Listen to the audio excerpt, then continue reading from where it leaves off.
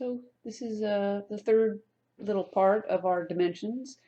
We're still talking about where to place the dimensions in general. The like subject matter should be grouped together. Keep stuff pushed between the views and try not to use the outer edges too much. You will putting some stuff in the outer edges though, and make sure that you're picking the view that's most appropriate for the the dimension that you're putting on there. It should be clearest on the view where you're showing it for the reader. And in general, don't dimension to hidden lines. Just show the feature as object lines and don't dimension it where it appears as an actual hidden line. So we'll look at some more dimensioning mistakes here. This is a, a front view. There's a through hole here, the little center line, and then a little channel notch there. On the top view, the channel notch is shown as a hidden line, and this is this vertical wall shown as a line here. And then here's the top view of the cut through hole. And on your side, you have these two hidden lines that are this corner and this corner. And then these are the hidden lines for the through hole on the side view.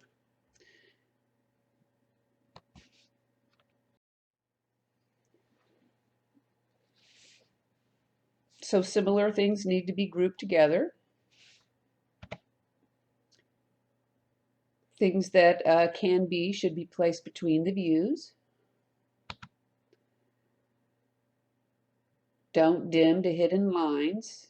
You would show that dimension right here on the object versus on a hidden line.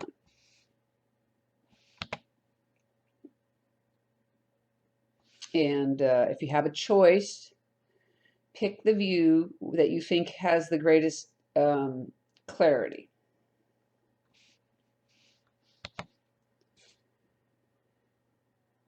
Long extension lines, especially that are crossing an object line like that, probably have to rethink that. So when you get this done correctly, you'll see that one thing that happened is one view became free of all annotation. So that's kind of a good thing for clutter. The only thing that's outside are just this one edge here, which has some details on it, and they need to be described over here. So this is correct. The hidden line information is portrayed like that. And yes, so an extension line can cross an object line where it's needed, but not the dimension lines. So we get into some round features, and you're going to put a diameter symbol on your circles and a radius symbol on your arcs, positioning them so that they look like they are coming straight out of the center of the object and radially, and that's another place you could use a layout line if you need to.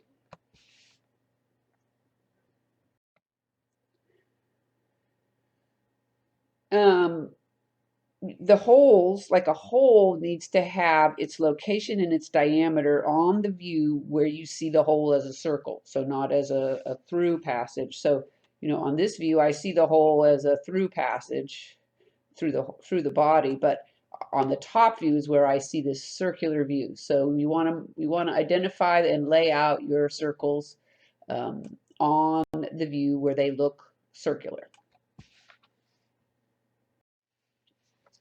And cylinders, though, need to be dimensioned using the view where you see the rectangular side of the cylinder so that you can throw this height on here.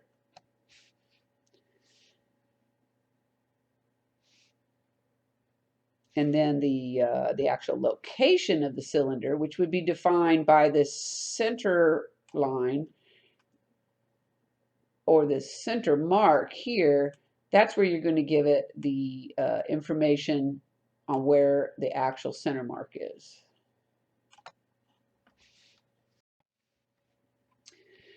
When you have multiples of one thing, like I think we did a polar array that had some multiples going around in the polar array.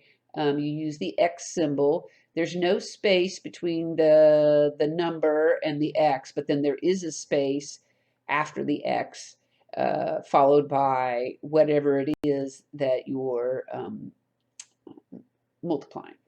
So in this case, it would be a circle with a radius of 0.5.